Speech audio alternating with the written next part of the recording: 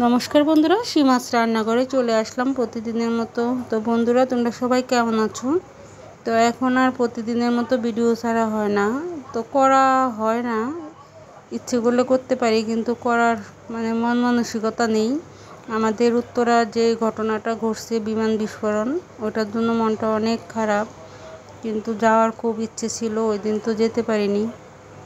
তো যাই হোক, এই যে বন্ধুরা, এগুলো হচ্ছে আমি খারকন পাতার গাছ লাগাইছিলাম। তো একটার মধ্যে সবগুলা দিছি, এক ঝুড়ির মধ্যে, যাতে খোঁজা না লাগে। তো কি সুন্দর সবগুলা পাতা হয়েছে। তো আজকে আমি খারকন পাতার বাটা করব। তো খারকন পাতাগুলো উঠিয়ে নিচ্ছি।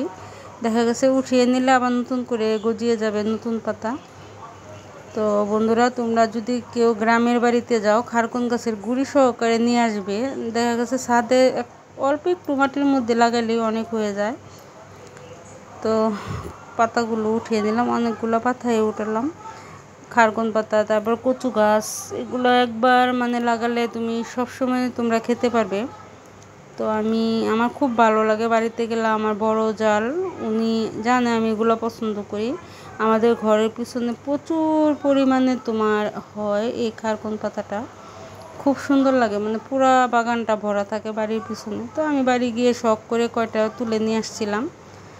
তো এনে এটার মধ্যে লাগিয়ে দিলাম। তো পাতা উঠানোর পরে লাস্টে দেখি এই ফুলটা ফুটছে। আমি এই ফুলটা কখনো দেখি নাই। এটা হচ্ছে খারকন পাতার গাছের ফুলই এই প্রথম দেখলাম। দেখার পরে খুব ভালো লাগলো।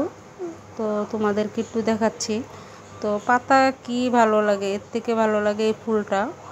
তো আমার কাছে ফুলটা খুব ভালো লাগলো। এই একটা ফুলই এতদিনের মধ্যে ফুটছে, আর কোনো দিনও ফুটেনি এই ফুলটা। তো আমি এই যে পাতাগুলো উঠিয়ে নিলাম। তো সবসময় মাছ টাছ ভালো লাগে না, মাঝে মধ্যে একটু বাটা টাটা খুব ভালো লাগে। তো এই যে আমাদের ছাদের পিছনের সাইড, আমার পাশে ছাদে যে ভাবি থাকে, উনিও শখ করে কচু গাছ নিয়ে আসছে। এই যে জায়গায় লাগাইছে কচু গাছ। তো ওনারও কচু গাছটা অনেক বড় হয়েছে। তো তোমাদেরকে দেখাবো। ওনার এই যে একটা গাছ লাগাইছে, অনেকগুলা হয়েছে, কত বড় বড় পাতা। আমার থেকে বড় বড়, আমি যে কচু গাছগুলো লাগাইছি ওইটা থেকে বড় বড় পাতা। তো আরেক ভাবি, কুশিন্নির ভাবি, উনিও আমার দেখা দেখি বাড়ি থেকে গাছ নিয়ে আসছে। উনি মাটি নাই, উনি একটা ছোট্ট বোতলের মধ্যে কচু গাছ লাগাইছে। ওইটা দেখা গেছে অনেক হয় নাই, দুই একটা হয়েছে। তাও ভালো লাগে, দেখলেই ভালো লাগে। তো আমাদের মতো কম ফ্যামিলির লোকজন যারা, এদের হয়ে যায়। এই যে উনি আবার কচু পাতা দিয়ে ভর্তা বানিয়ে খায় শুটকির সাথে দিয়ে, ওনার এত পাতা লাগে না। এই যে আরও এটা হচ্ছে ভেন্ডি গাছ, ভেন্ডিও হয়েছে এই গাছে, কিন্তু বাচ্চারা ছাদে খেলতে যায়, উঠে ফেলে দেয় সবগুলা। তো এই যে মিষ্টি আলু পাতা হয়েছে, তারপরে কলমি শাক হয়েছে, অনেক কিছুই হয়েছে। অল্প অল্প হয়, আমাদের বাগানটা এত বড় না, তারপরে অল্প অল্প হয়ে যায়। তো এই যে আমি খারকন পাতাটা অফ ক্যামেরায় বেটে নিলাম রাতের জন্য, আর শুটকি বাটা করলাম কাঁচামরিচ দিয়ে শুটকি বাটা। তো এটা আমার বর খুব পছন্দ করে, লাল মরিচ দিয়ে বাটা তেমন একটা পছন্দ করে না। তো হঠাৎ করেই ঝড় তুফান আসলো। এই যে আমার জীবনে ফার্স্ট মনে হয় আমি এত বৃষ্টি, এত বিদ্যুৎ চমকানো, তারপরে হচ্ছে তো হঠাৎ করেই প্রচুর পরিমাণের বৃষ্টি হয়েছে। এই যে প্রচুর পরিমাণে বিদ্যুৎ চমকাইছে, এরকম আমার জীবনে ফার্স্ট আমি দেখলাম।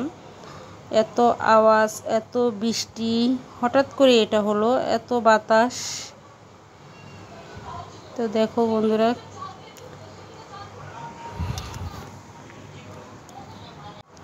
বৃষ্টি হলে কি হবে, তারপরও প্রচুর পরিমাণের গরম, গরম তো আর কমে না।